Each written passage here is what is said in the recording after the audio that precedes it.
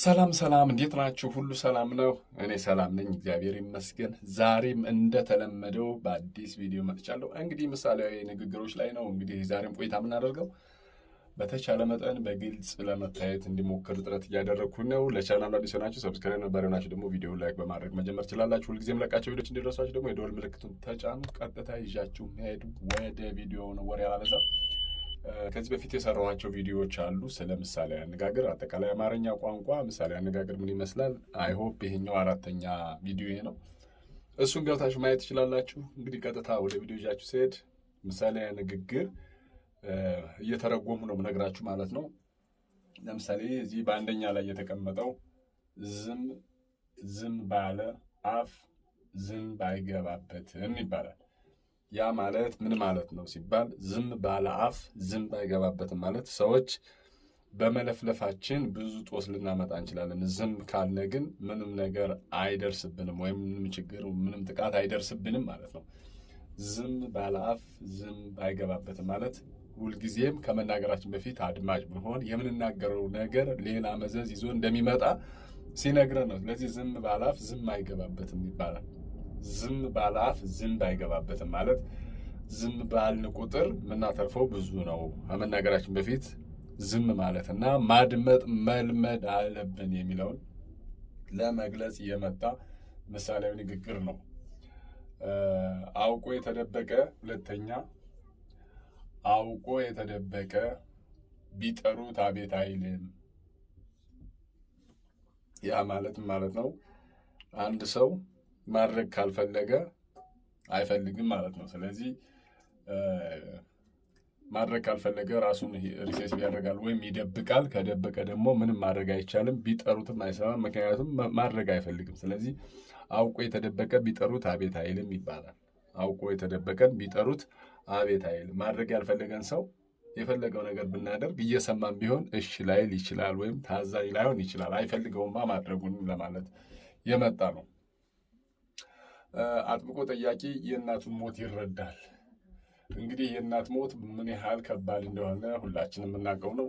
አንድ ሰው የሆነ አጥብቆ የሚጠይቅ ከሆነ ሳያስበው መላሹ የእናቱን ሞት ሊያስረዳው ይችላል የሚል ትርጉም ነው ያለው። ስለዚህ አንድ ነገር ስንጠይቅ ማወቅ እስከሚገባን ድረስ ብቻ መጠየቅ ይኖርብናል የሚለውን ለማስተማር የመጣ ምሳሌያዊ ንግግር ነው።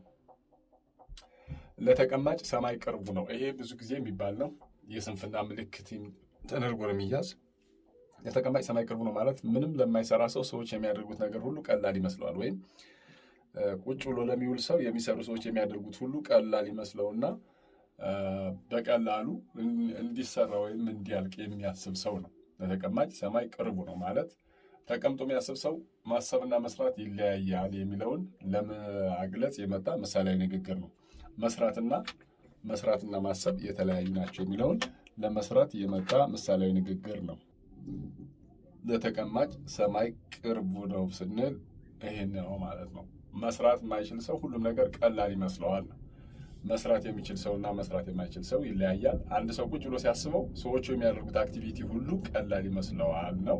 ስለዚህ ለዛ ለመግለጽ ለተቀማጭ ሰማይ ቅርቡ ነው የሚል ምሳሌያዊ አነጋገር እንጠቀማለን። በእጅ የያዙት ወርቅ አምስተኛ በእጅ የያዙት ወርቅ ከመዳብ ይቆጠራል ወይም ከመዳብ እኩል ነው ይባላል። ይህ በጣም ብዙ ጊዜ በነገራችን ላይ ወርቃማ ሀሳብም ነው። ምሳሌያዊ ንግግሩ ራሱ ወርቃማ ሀሳብ ነው።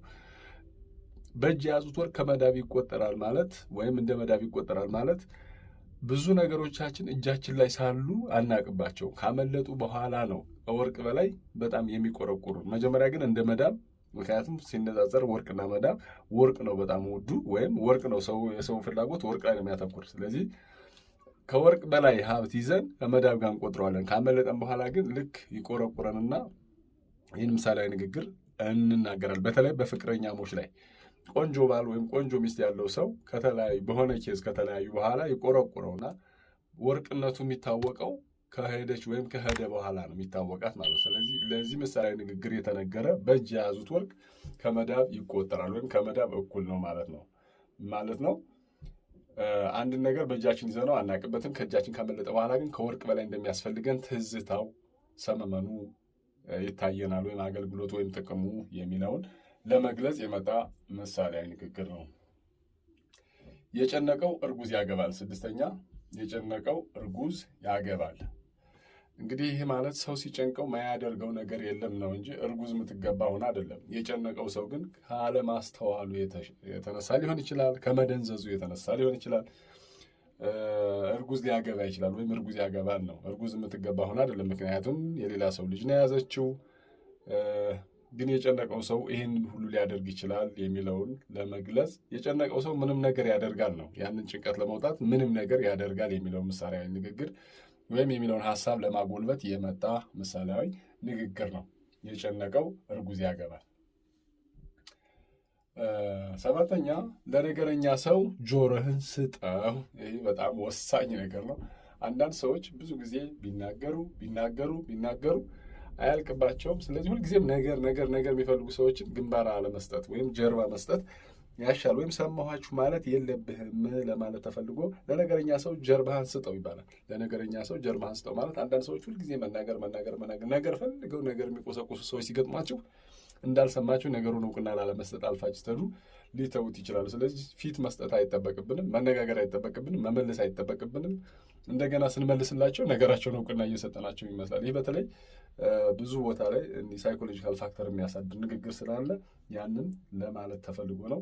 ለነገረኛ ሰው ጀርባህን ስጠው፣ በቃ ዞረህ አትየው፣ ጭራሽ ትኩረት እንደነፈግኸው እንደናቅኸው ቁጠረው ማለት ነው ለማለት የመጣ ነው ማለት ነው። እሺ ስምንተኛ ለፍቅር ብተኛት ለጸብ አረገዘች። ለፍቅር ብተኛት ለጸብ አረገዘች ማለት መጀመሪያ ሲፋቀሩ ያው ለፍቅር ነበር የተኙት። በኋላ ግን ካረገዘች በኋላ ወይ ተክዳለች፣ የተረገዘውን ነገር ተክዳለች፣ ተጣልታለች ማለት ነው። ስለዚህ በፍቅር ብተኛት ለጸብ አረገዘች ማለት ይሄ ነው። በፍቅር ተኝተው በፍቅር ኖረው ወይም ፍቅር ጀምረው አጋጣሚ ቢረገዝ የተኙት ፍቅር ለመስራት ነበር። አጋጣሚ ግን ተረገዘ። ከዛ በኋላ በዚያ እርግዝና ጭቅጭቅ መጣ። በዚያ ጭቅጭቅ ሲመጣ ጸብ መጣ ማለት ነው። እንደዚህ አይነት ነገር ሲገጥም ሰው የትኛውን ምሳሌ አነጋገር ይናገራል? ይሄንን ይናገራል። ለፍቅር ብተኛት ለጸብ አረገዘች። ለፍቅር ብተኛት ለጸብ አረገዘች ይላል። እሺ ልጅ ለእናቷ ምጥ አስተማረች። ዘጠነኛ ልጅ ለእናቷ ምጥ አስተማረች። ይህ ማለት እንግዲህ ሰዎች ወይም የማያውቁትን ነገር ለሚያውቁ ሰዎች ማስተማር መቻል ማለት ነው። ለምሳሌ የማያውቁትን ነገር እንደሚያውቁ አድርገው ለሚያውቁ ሰዎች ማስረዳት መቻል ነው። ይሄ ልጅ ለእናቷ ምጥ አስተማረች። እንግዲህ ከልጅና ከእናት ምጥ ማን ነው የሚያውቀው? ቢያንስ እናት ታውቃለች፣ ማንን? ልጅን በመውለድ። ነገር ግን ልጅ ስለ ለእናት ምጥ ልታስተምር ነው። ይህ ማለት የማያውቁ ሰዎች የሚያውቁ ሰዎችን እናስተምራችሁ፣ እናስረዳችሁ፣ እንንገራችሁ የሚሉት አይነትን ሀሳብ ሲቃወሙ ሰዎች ልጅ ለእናቷ ምጥ አስተማረች ይላሉ። ልጅ ለእናቷ ምጥ አስተማረች ይላሉ። እሺ አፍንጫ ሲመቱት ዓይን ያለቅሳል። አፍንጫ ሲመቱት ዓይን ያለቅሳል። ይሄ አስረኛው የመጨረሻው ነው ዛሬ። ይህ ማለት እንግዲህ አንተ ሰላም እንድትሆን ጎረቤትህ ሰላም ይሁን ይላል ሽማግሌ ሲመርቅ። አንተ ሰላም እንድትሆን ጎረቤትህ ሰላም ይሁን። እንግዲህ አፍንጫና ዓይን ጎረቤት ናቸው። አፍንጫ ሲመቱት ዓይን ያለቅሳል ማለት የአንድ ሀገር ጦስ ለሌላ ሀገር ይተርፋል፣ ወይም የአንድ ጎረቤት ጸብ ለሌላ ጎረቤት ይተርፋል ማለት ነው። ስለዚህ አንተ ሰላም እንድትሆን ጎረቤትህ ሰላም ይሁን፣ ወይም ደግሞ አንድ ሀገር ሰላም እንድትሆን ጎረቤቶቿ ሰላም ይሁኑ፣ ወይም ደግሞ መቀራረብ፣ አንዱ ችግር በሚደርስበት ጊዜ ሌላውም ችግር ይደርስበታል ነው። አፍንጫ ሲመቱት ዓይን ያለቅሳል። ዓይንና አፍንጫ ጎረቤት እንደሆኑ ስለሚናገር ነው። ስለዚህ ይህንን መናገር ደግሞ ማንን እንጠቀማለን? ይህን ምሳሌያዊ ንግግር እንጠቀማለን። ቪዲዮ ከተመቻችሁ ላይክ አድርጉና ለሌሎችም ሼር አድርጉት። ደግሜ እነግራችኋለሁ። ቻናሉን ሰብስክራይብ አድርጉ። በሌላ ቪዲዮ ተመልሼ እመጣለሁ። እስከዛ ሰላም ሁኑ። መልካም ሰንበት።